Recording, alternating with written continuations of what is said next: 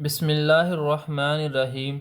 अस्सलामुअलैकुम। आज हमने चैप्टर नंबर 13 की एक्सरसाइज 13.1 के क्वेश्चन नंबर 8 और क्वेश्चन नंबर 9 को सोल्व करना है। तो चलिए सबसे पहले हम क्वेश्चन नंबर 8 की स्टेटमेंट की तरफ बढ़ते हैं, उसके बाद हम उसके सोल्यूशन को देखेंगे।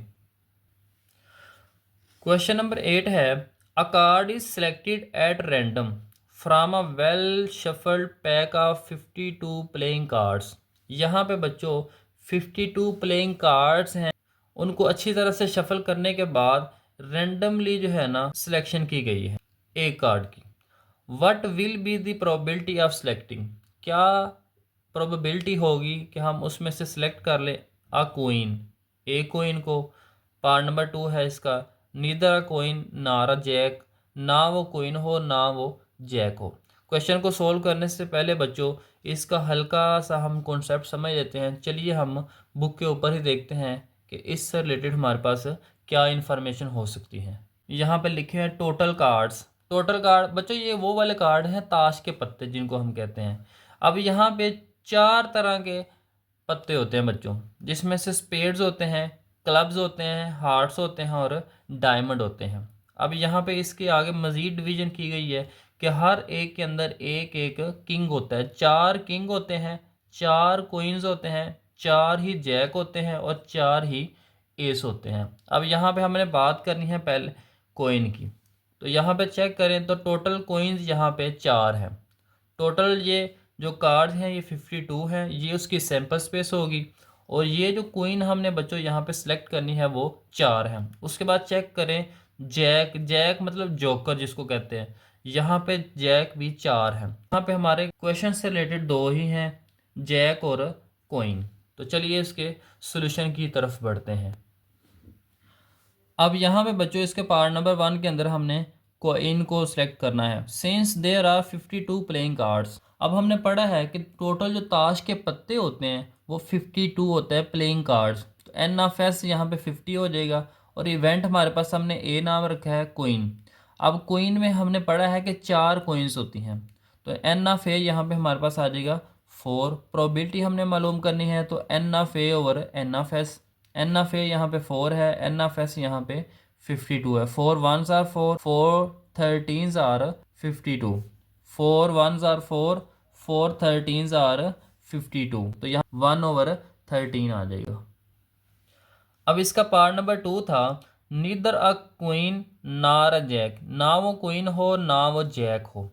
तो पहले हम इनके आने के चांसेस मालूम कर लेते हैं कि अक्रस के चांसेस कितने हैं। हमने पढ़ा है कि 4 क्वीन होती हैं और 4 ही जैक होते हैं। तो यहाँ पे टोटल हमारे पास एन ऑफ ए बन जाएंगे 8। प्रोबेबिलिटी मालूम करेंगे 8 ओवर 52 आ जाएगा। 4 2s आर और 4 13s आर 52। तो यहाँ पे आ जाएगा 2 ओवर 13। तो ये उनके आने के चांसेस हैं। हमने निकालने हैं कि ना आने के चांसेस कितने हैं। Probability of selecting neither coin नार जैक, कि हम उनमें से कि उसमें से कि जब हम कार्ड को पिक करें ना वो क्वीन हो ना वो जैक हो, तो वो हमारे पास प्रोबेबिलिटी आएगी P of A dash equal to 1 minus P of A. अब पी एफ ए हमने मालूम किया है 2/13, तो इसकी जगह पे 2/13 आ जाएगा। 13 एलसीएम आ जाएगा, 13 को 1 से मल्टीप्लाई करेंगे तो 13 आ जाएगा, 1 को 2 से मल्टीप्लाई करेंगे तो 2 आ जाएगा, 13 में से 2 माइनस करेंगे तो 11 और नीचे आ जाएगा 13। तो इतनी प्रोबेबिलिटी है उसकी कि वो ना क्वीन आएगी ना वो जैक आएगा। अब एक्सरसाइज 13.1 का लास्ट क्वेश्चन नंबर 9 है, अ card is chosen at random from a pack of 52 playing cards. यहाँ पे भी बच्चों प्लेइंग कार्ड्स हैं। Find the probability of getting, तो यहाँ पे हमने डिफरेंट इवेंट्स दिए हुए हैं, उनकी प्रोबेबिलिटी मालूम करनी है। टोटल हमारे पास 52 कार्ड, एन ऑफ एस यहाँ पे 52 आ जाएगा।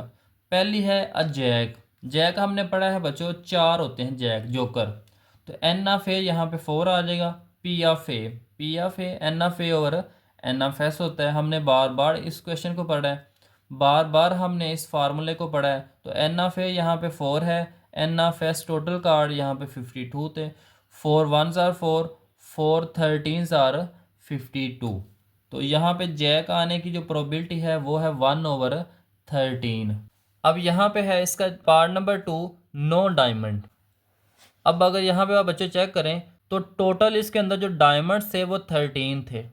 डायमंड भी 13 है, हार्ट्स भी 13 है, क्लब्स भी 13 होते हैं और स्पेड्स भी 13 होती हैं। तो यहाँ पे हम लिख लेंगे ए हमारे पास 13 डायमंड है, तो एन ऑफ ए यहाँ पे 13 है। प्रोबेबिलिटी मालूम करनी है। सबसे पहले हम इसकी अक्रंस ऑफ डायमंड की प्रोबेबिलिटी निकालेंगे। जब अक्रंस की निकल आएगी तो नॉट अक्रंस की भी हम निकाल लेंगे। तो ए हमारे पास 13 है, एन ऑफ ए यहाँ पे 13 हो जाएगा। प्रोबेबिलिटी मालूम करनी है तो N of a n of s, 13 1s are 13, 13 4s are 52। अब यहाँ पे हमने निकालने हैं probability of selecting no diamond, कि जब हम उसमें से सिलेक्ट करें तो डायमंड ना आए। तो उसके लिए हम फार्मूला इस्तेमाल करेंगे। Probability of A dash equal होती है 1 माइनस पी ऑफ ए। तो पी ऑफ ए यहाँ पे हमने मालूम किया है 1/4, तो पी ऑफ ए की जगह पे हमने 1/4 लिख लेना है। 4 1s आर 4 और यहाँ पे 1 आ जाएगा, तो 4 में से 1 को माइनस करेंगे तो 3 आ जाएगा। तो 3/4 इतनी उसकी प्रोबेबिलिटी होगी कि उसमें से डायमंड नहीं आएगा। आपको बच्चों वीडियो कैसी लगी है? अगर तो अच्छी लगी होगी, यकीनन अच्छी लगी होगी, आपने इसको लाइक भी करना है, शेयर भी करना है और आगे दोस्तों तक भी पहुंचानी है। आप इस चैनल पर नए हैं तो इसको आपने सब्सक्राइब भी करना है।